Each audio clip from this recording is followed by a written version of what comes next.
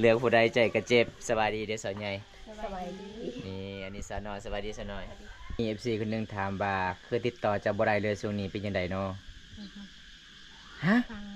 โทรศัพท์พังแล้วโอ้โทรศัพท์เพแล้วทุกคนเลย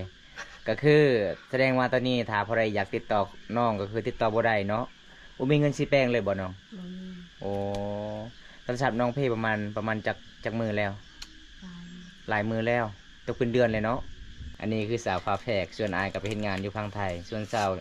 ใหญ่อยู่บ้านสาวน้อยก็ไปเฮ็ดงานต่ออยู่พังไทยแต่ตอนนี้ยังบ่มีเงินจ้างรถก็เลยน้องก็เสื้อเวียกงานนำให้พ่อให้แม่ก่อน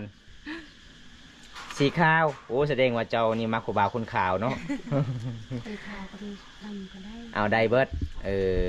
เอา จาน มา เขามากยังคาร์บมากเนาะโสดมาหลายปีแล้วเด้อ พอได้อยากมาเบิ้งตัวจริงก็มาเบิ้งได้ค่าดอง50 ล้านถ้าเอาทั้ง200 ล้านกีบแต่เอาพวน้ำกันบ่ได้เด้อทุกคนเด้อ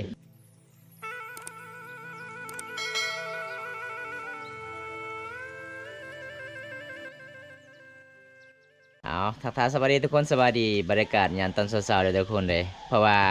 มี FC คนหนึงมาว่าอยู่ไสเนาะสาวใหญ่สาวน้อยเด้อทุกคนมื้อนี้น้องสาวเพิ่นหากันมาไปเฮ็ดงานอยู่ไสน้องไปเฮ็ดงานนะอยู่เวียงบ่ ไทย อยู่ไทยพังไทยโอ้มาจากพังไทยทุกคน เจอตัว อันนี้เอื้อยเด้อพี่น้องอันนี้น้องเด้อพี่น้องเอ้ยแต่น้องสิเอาผัวแล้วมื้ออื่นนะเอาเลือกผู้ใดใจกระเจ็บสบายดีเด้อสาวใหญ่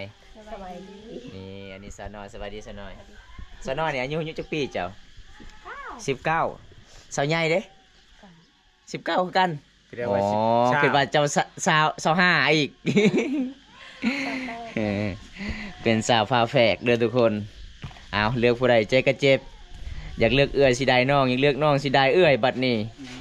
บ่ได้เมื่อบ่ได้เลย เมื่อบ่ได้เลยบ่ซิโน่บ่ ติดใจ เป็นนายสัญญาไอายมามื้อนี้กินข้าวกินน้ำเลยบ่กินแล้วได้อาหารหยังมื้อนี้ไอายมาหาเจ้าฮะอาหารกวดๆบ่บ่มีอาหารเออน้องสาวเจ้านี่เว้าภาษาไทยภาษาลาวนี่เก่งเด้เจ้าเขาเรียนนำน้องสาวนี่เด้อน้องสาวเจ้านี่เว้าลาวเก่งแน่นอน จะถามเบิ่งอันนั้นน้องเจ้าภาษาไทยเอิ้นมากินข้าวได้ได ไม่ได้ส่วนใหญ่ไอ้มามื้อนี้ยังสวยคือเก่าบ่ โสด อ๋อสุดจักเปอร์เซ็นต์ไอ้มาหอมนี่ 100%ซะน้อยเด้ บ่ปานใด ฮะบ่ปานได้ แสดงว่ามีคนคุยแล้ว ยังโสดคือกันบ่ยังโสดคือกันพี่น้องเมื่อใดสิกลับอีกฟังไทยไปเฮ็ดงานต่อ ที่30นึง อ๋อวันที่30แสดงว่าเจ้านี่ปะเอ้ยอยู่เฮือนเนาะสิเอาผู้บ่าวคนเดียวอยู่พุ่น ตันอันนี้ เอายังทางไหนจมอยู่อ้าวทุกคนได้เบิ่งมุมได้ก็งามสองคนนี่มุมซ้ายมุมขวาก็งาม เรื่องผู้ใดเจ็บก็เจ็บเดี๋ยวพี่น้องเอ้ยสาวใหญ่สาวน้อยอายุ19 ปีฐานะยังโสดเลยเด้อพี่น้องเพราะว่าสาวน้อยนี่เป็นคนขยันเป็นคนสู้ชีวิตไปเฮ็ดงานเลี้ยงเอื้อยอยู่เฮือนเพิ่นว่าเอื้อยก็คือซอยเวียกอีพ่ออีแม่เด้อทุกคนเลยถ้าไปเฮ็ดงานเมื่อก็บ่มีไผซอยเวียกอีพ่ออีแม่อยู่เฮือนอยู่ศาลหลังจากน้องไปเฮ็ดงานแต่พังไทยก็คือจ้างรถมาประมาณจักล้านเบิดเนาะ ใช้เงินไทยเราประมาณ1,500 1,500แต่ประเทศไทยหาบ้านเฮานี่โอ้แพงเติบเลยทุกคนเลย กันจานนั้นก็500เนาะ คันสิไลเป็นเงินกีบมันก็สิหลายอยู่พี่น้อง1,500เนี่ยเท่าไดสาวใหญ่บ่ฮู้เลย ถามเบิ่งสาวน้อยสิแปลให้โลดได้เงินมาจากหลานมาเฮือนมาซ่านบ่ได้เลยเอ้าเอ้ยเจ้าตอนนี้ก็กระแปงก็หมดแล้วได้เพิ่นว่าเราทางเงินเจ้าให้ได้ บ่มีเงินจักซื้อกระแปง หมดแล้ว เงินหมดแล้วอ๋อเอ้าคือตอนนั้นคือเจ้าคือบ่ไปนำกันสาวใหญ่ตอนบุญสง ไปลำคัน ไปนำคันบ่บุญสงกรานต์นั่นได้เอ้าคือคอยได้พอเจ้าคนเดียว บ่ได้เล่นน้ำอยู่ข้างบน ข้างบน แสดงว่าเราไปกับผู้บ่าวเนาะ เราติดถ่ายแล้วเราว่าอยู่ข้างบนปกติลาวก็จะว่าอยู่เทิง เออ เอ เถ อ อะ เพิ่ง อ้าวคันบ่เห็นผู้น้องนี่เห็นผู้เอื้อยนี่ คือกันเนาะ คือกันคอยจนลงว่าผู้ใดเนาะ เมื่อกี้นี่ สาวใหญ่สาวน้อย เมื่อกี้นี่คันแม่แล้วบ่บอกนี่เขาก็ว่าชั้นใหญ่เลยเขาจนงงอ่ะเอ้าว่าไม่เห็นสองคนโอ้ก็เลยคิดว่าโอ้วันนี้แหละสาวใหญ่บอกว่าน้องเพิ่นไปเฮ็ดงานบังเอิญมื้อนี้ สาวใหญ่สาวน้อยว่าสมมุติว่ามีผู้บ่าวมักนี่เราว่าเอาผัวนำกันได้แต่เจ้าสิเอาบ่ ใครเชียวมัน เอานำกันบ่ได้ แต่เป็นหยังน้องๆนุ่งเสื้อคือกันเลยเอาสเปคคือกันเนาะคันสิเลือกผู้บ่าวฮะ ต่างกันต่างกันบ่โอ้ เสื้อนี่ใส่นำกันได้ ใส่นำกันได้ อ๋อพัวนี่ใส่ไผใส่มัน กันสิเอานำกันตีกันแล้วเนาะ คนละสเปคแล้วเนาะ คนละสเปคบ่เอาสเปคสาวน้อยนี่จะมักสเปคแบบใดเจ้านะสูงขาวบ่ฮะ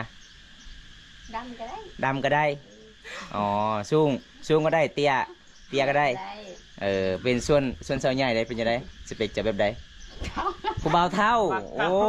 บ่าวเฒ่าเด้อพี่น้องเอ้ยเอา มักบ่าวเท่า มักเบาเท่าเพิ่นว่าผู้เอื้อนี่มักเบาเท่า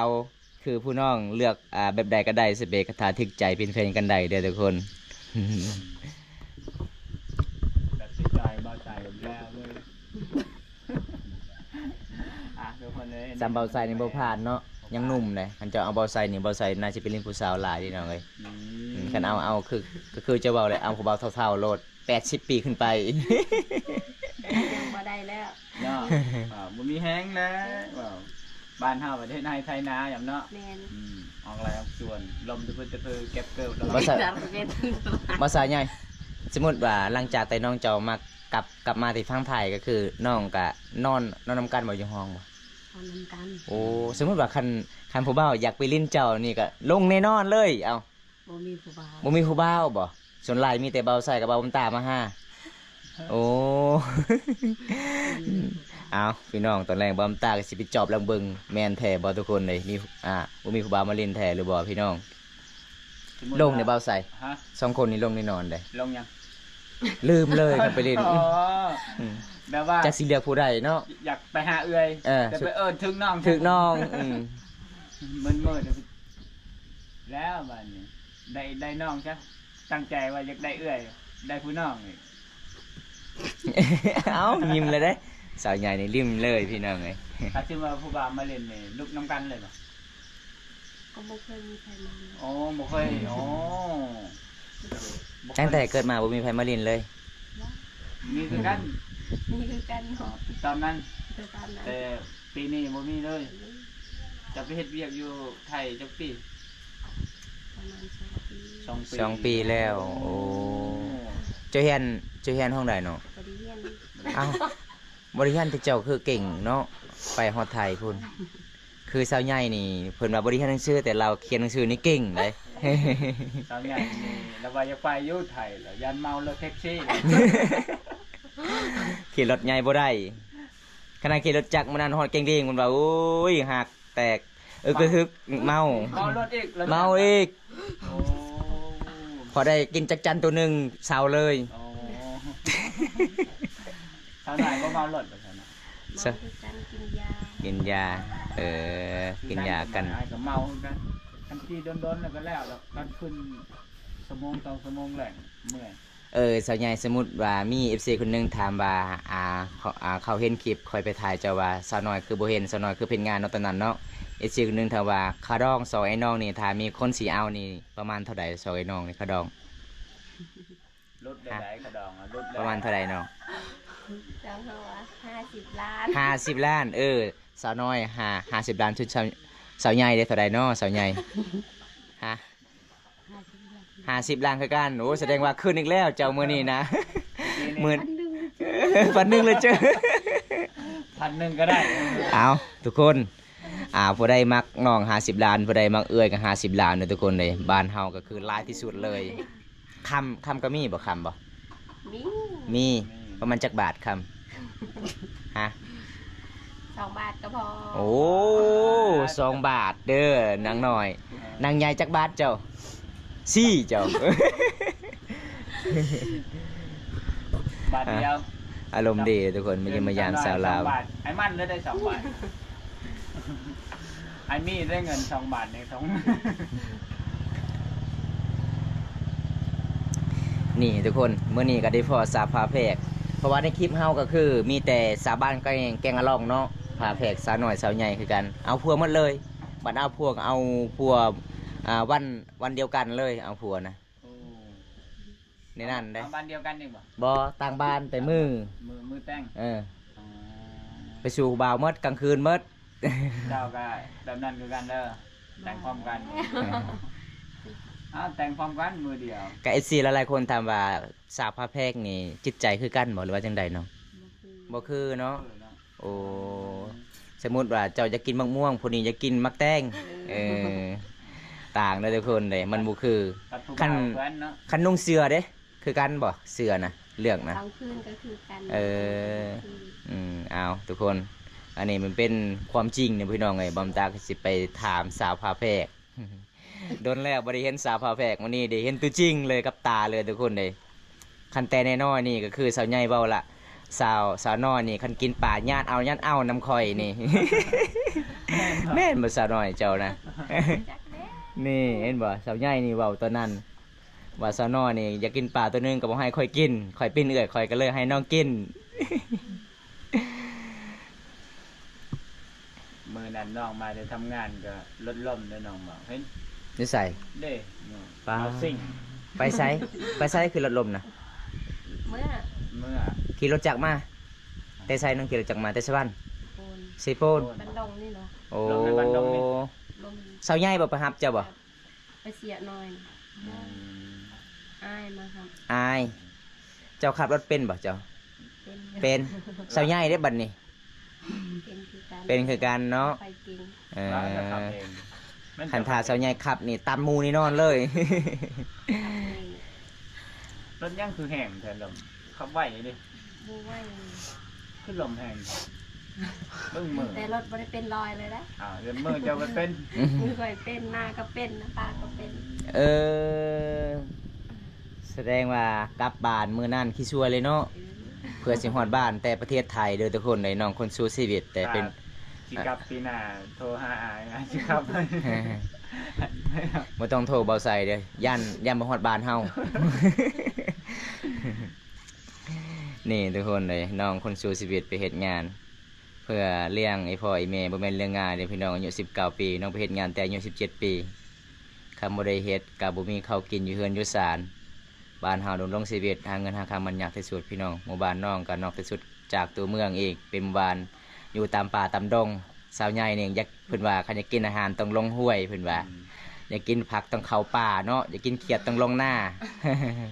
เมื่อนั้นไปสอนเขียดกับสาวใหญ่โอ้ยขยันหลายเลยทุกคนบำตาจนยอมป่าว่าไวขนาดเลยสาวใหญ่ดุมันขยันหลายเลยพี่น้องน้องคนนี้ ส่วนน้องสาวเกอร์ป่ะสาวเกยเพิ่นได้หลายเนาะเต็มกระสอบเลยเราได้ ยิ้มเลยทุกคนเลย คอยบ้านรอบนี่คนนี้อยู่คนนั้นไปผู้เอื้อยไปอีกไปเฮ็ดงานน่ะเปลี่ยนกันก็ได้ว่าเปลี่ยน สิไปคือกันบ่สาวใหญ่บ่อยากไป ถ้าสมมติว่ามีผู้บ่าวพังไทยอยากมักเจ้าให้เมื่อประเทศไทยเด้เจ้าเมื่อบ่เมื่อคำบ่เมื่อนี่ผู้บ่าวไทยก็สิเอาน้องเจ้าอีกเมื่อได้บ่เปลี่ยนบ่ได้เด้อทุกคนแต่สมมติว่าได้เงินให้น้ำเจ้าเนาะ หยอกน้องนะทุกคนเลยน้องก็คือน้องก็บ่เคยไปไทยน้องก็สิอัญญาณแน่บ่เคยดองสาวเพิ่นเคยไปก็ไปเฮ็ดงานใดเด้อทุกคน ส่วนน้องก็เฮ็ดเวียกเฮ็ดงานอยู่เฮือนอยู่ศาลยามแรงๆก็นึ่งข้าวเป่าไฟฟ้าฟืนขยันหลายเลยเด้อทุกคน เวลาน้องเจ้ามาพังไทยน้องจะเว้าภาษาไทยหรือว่าฮอนเฮือน บ่คือกันเนาะขอยเลยคิดว่าลืมเลยภาษามังกรบ้านเฮา ขอยเลยคิดว่าอะไรคะ โอ้กินนี่แล้วว่าคนนั้นเอิ้นกระแลมคนนี้เอิ้นจะครีม โอ้เห็นบ่ไปเว้าแล้วมันต่างเห็นบ่ คนหนึงเอิ้นกระแลมคนหนึงเอิ้นไอจะครีมแล้ว ยังขายกันแลมอยู่บ่น้องยังขายอยู่บ่ยังอยู่บ่ไปเอาเลยไหมเหยื่อเอาไปเอ็ดน้องเจ้าบ่ฮู้จักภาษามังกรเนี่ยน้องเอ้ยต้องเว้าภาษาไทยเด้ ไปขึ้นเอาไปเอา10ก่อน เดี๋ยวจะไปเอาให้ เห็นบ่พวกน้องนี่พังความเอื่อยได้ อืม ถ้าบ่ฟังนี่เอ้ยซับกำปั้นไว้เลย สังกอก งามเนาะน้องเจ้าเนาะเจ้าก็งามเลยน้องเอ้ยคันสิได้ผัวนี่คันสิได้ผัวนี่วาสนาบุญนลีเป็นสาวพาแพกเด้คันค่อยเอานี่ค่อยเอามันซ่องเขาบ่อยากเอาคนเดียวนี่สิใจ สมมุติว่าเจ้าไปแขกข่อยก็เบิ่งน้องเจ้าก็คือกันมันก็เศร้าขึ้นฮอดเด้มี FC คนหนึงถามว่าคือติดต่อเจ้าบ่ได้เลยช่วงนี้เป็นจังไดเนาะฮะ ฟัง โทรศัพท์พังแล้วโอ้โทรศัพท์เพแล้วทุกคนเลยก็คือแสดงว่าตอนนี้ถ้าใครอยากติดต่อน้องก็คือติดต่อบ่ได้เนาะบ่มีเงินสิแปลงเลยบ่น้อง บ่มี โอ้โทรศัพท์น้องเพประมาณจักมือแล้ว ฟัง หลายมือแล้วตกเป็นเดือนเลยเนาะอ๋อเจ้าคือบ่ขอเงินน้อง น้องสาวเจ้าไปเฮ็ดงาน คนสาวบ่มี น้องสาวก็บ่มีบ่อ๋อตอนนี้น้องสาวก็สิกลับไทยก็บ่มีเงินจ้างรถอีก โอ้ทุกคนเลยก็คือบอมตากะสีบอก FC คนหนึงถามว่าติดต่อสาวใหญ่บ่ได้เด้อทุกคนเพราะว่าโทรศัพท์ของน้องมันพังแล้วก็เลยติดต่อบ่ได้น้องก็บ่มีเงินสิแปลงคันมีเงินก็คืออยากซื้อโทรศัพท์ใหม่เนาะโทรศัพท์เจ้ามื้อนั้นค่อยแปลงให้ก็บ่ได้อีกตายตลอดเลยทุกคนเลยโทรศัพท์มันเก่าแล้วพี่น้องน้องซื้อมือสองบ่หรือว่ามือหนึงมือสองซื้อมาเท่าใดน้อง โอ้โห บ่ฮู้บ่อีแม่ซื้อให้บ่อายอายเจ้าไปเฮ็ดงานอยู่ประเทศไทยพุ่นแสดงว่าอายเจ้าก็อายใจ ไอ้เจ้าใจดีนะ แสดงว่าอายเจ้านี่ ปีหนึงก็คือเทื่อนึงกลับบ้านบ่หรือว่า2 ปีเทื่อนึงบ่ฮู้บ่ บ่ได้เฮ็ดงานนำเจ้าบ่เจ้านะ บ่ให้คนละบ้าน โอ้ ก็คืออายเจ้าอยู่กรุงเทพเลย บ่อยู่อันนั้นคือกันอยู่นครพนมคือกัน เอาแต่ว่าคนละบ้าน คนละบ่อนเอาFC กินกระแลมหน่อยเด้อน้อง เป็นจังไดสาวน้อยภาษาไทยเอิ้นกระแลมว่าจังได ข้าวเวียด ฮะ ไอติม ไอติม ว่า นี่ จะครีมบ่แม่น มาเด้อทุกคนมาเยี่ยมมายามส่งไอ้น้องเป็นสาวพาแพรกเด้อทุกคนเลย เอาไหม สาวสวยบ้านป่าบ้านประเสียใหญ่นี่พี่น้องเห็นบ่ไปใส่กับไปนำกันเป็นความสามัคคีเฮ็ดหยังกับเฮ็ดซอยกันเด้อทุกคนส่งไอ้น้องนี่พี่น้องน่าฮักหลายเลยพี่น้องอยู่เฮือนของน้องอยู่เฮือนของน้องก็มีผู้สาว3 คนเด้อส่วนลูกสาวล่ะบ่แม่นลูกสาว น้องสาวลาไปเรียนหนังสือเด้อทุกคนเด้ อันนี้คือสาวพาแพรกส่วนอายก็ไปเฮ็ดงานอยู่พังไทย ส่วนสาวใหญ่อยู่บ้านสาวน้อยก็ไปเฮ็ดงานต่ออยู่พังไทย แต่ตอนนี้ยังบ่มีเงินจ้างรถก็เลยน้องก็เสื้อเวียกงานนำให้พ่ออีแม่ก่อนหาเงินก่อนเพิ่นว่าจึงกลับไทยคือเก่า หาอย่างเด้ขายเบียร์แล้วมื้ออื่นงานดอง เราขายกระเลม ขายก็เล่น ขายกระเลมนี่เด้คณะมาเยี่ยมมายามมื้อนี้น้องก็เอากระเลมมากินเด้อทุกคนใจดีหลายได้อสองไอ้น้องนี่พี่น้องบ่ว่าจะเป็นแขกมาทางใดแขกต่างดาวต่างศาสตร์มาก็คือแบบนี้ล่ะสาวลาวเขตชนบทพี่น้องเขาเจ้าก็สิย่อกระเลมมีเขาย่อเขาพี่น้องไอ้คันบ่กินก็คือมื้อหนาผู้สาว2 คนบ่ให้มาบ้านอีกเด้อทุกคน ใจดีหลายเลยพี่น้องเอาสัญญานี่เด้อน้อง สิกินกันนำกันเด้อ ฮะ มาเด้อ มากินกระเลมนึงกันบ่ภาษามังกรนี่พี่ว่าจังได๋กระเลมนะ คะแนนคือกัน กระเลมคือกัน คือกัน บ่แม่นกระแรมบ่ มาทุกคนหยอกน้องสองไอ้น้อง เด้อ นี่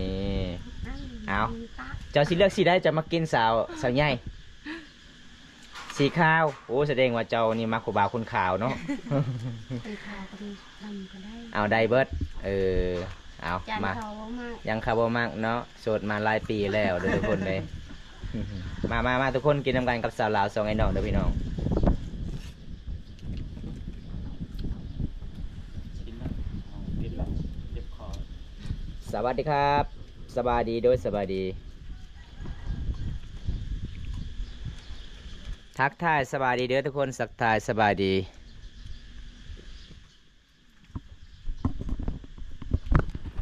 มาเยี่ยมสาวลาวสองไอ้น้องมื้อนี้เป็นสาวพาแพรกสาวน้อยสาวใหญ่บ้านประเสียใหญ่เมืองน้องแคนซอนเกตเด้อทุกคนสาวลาวพามังกองเด้อ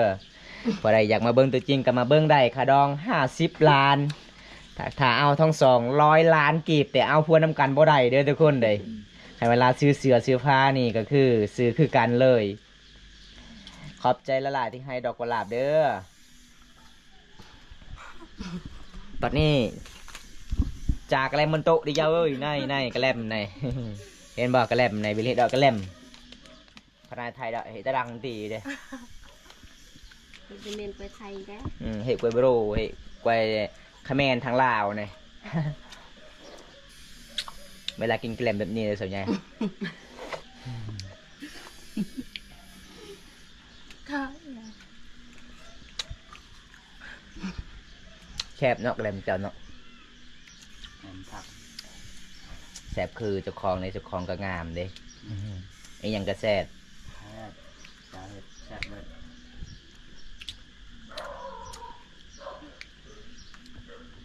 สำบายดีครับโดยสบายดีสบายดีสบายดีเด้อทักทายสบายดีบรรยากาศยาม11 โมงบ่าย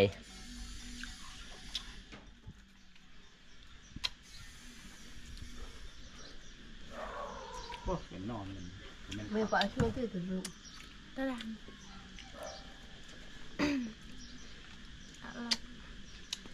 là bọn nam viên nhà tại chết ๆนั่นเสือทางเนาะ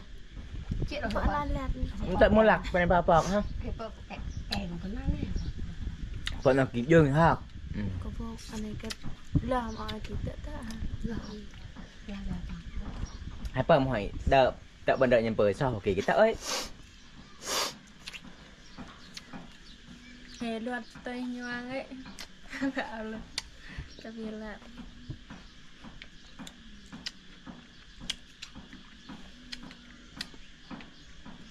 มันเท่ดีนี่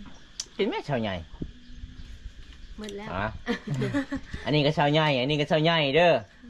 เอาทุกคน เจออย่าบอกพี่น้องเลยถ้าไปเล่นนี่ลงแน่นอน เล่นเท่กับมันคือ แสบแกรมภาษาบังคอเอิงแกรม ไทยอะตะอาทิตย์เลยฮะ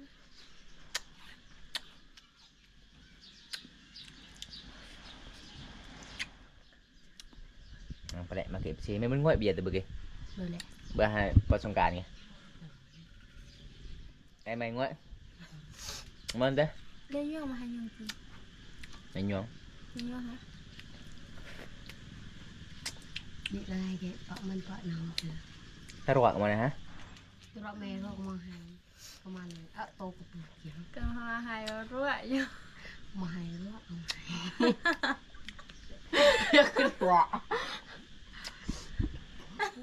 rọ mẹ ra cơ mà น้อย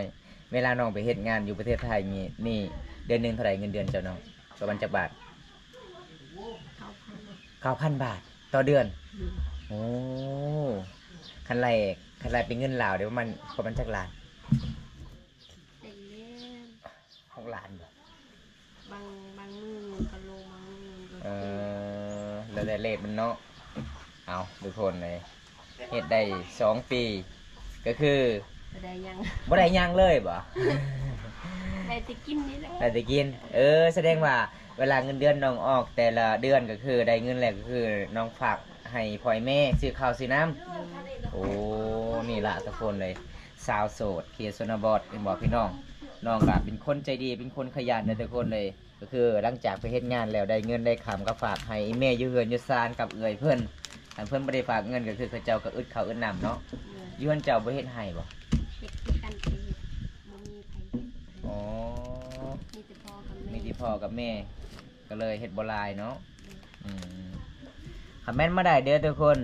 คอมเมนต์มาได้อันนี้สาวฟังไทยเด้อ สาวนครพนมบ่ฮะสาวนครพนมเด้อทุกคนเลย เพราะว่าน้องเคยไปประเทศไทยถ้าผู้ใดอยากทักหาน้องก็คือมาเยี่ยมได้เลยอยู่ประเทศไทยเด้อพี่น้องอีกวันที่30น้องก็สิลงประเทศไทยต่อว่าจะไปเที่ยว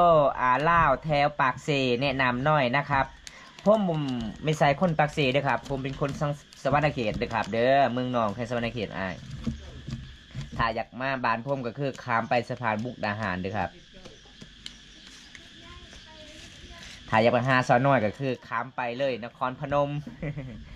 น้องสาวเพื่อนไปเฮ็ดเวียกอยู่พุ่นนะทุกคนไปน้องเฮ็ดเวียกหยังอยู่พุ่นนะร้านอาหารผู้บ่าวลายบ่ มีแต่คนรอว่ะ เวลาน้องไปประเทศไทยกับบ้านเฮานี่ตัวได้มวนกว่า tiết thầy con mẹ của อ๋อคือบ้านเฮานี่มีแต่ธรรมศาสตร์เนาะได้ยินเสียงนกฮ้องทางพุ่นก็มีเหรอเสียงนกบ่มีคือกันเนาะแต่บ่คือบ้านเฮาบ้านเฮาเป็นธรรมศาสตร์ล้วนๆเลย ตาน้อยสาวใหญ่อยู่บ้าน มามื้อนี้ครบหน้าครบตาเด้อครับ ยูมีเด็กน้อยๆเอาเกรียงชื่อมันมี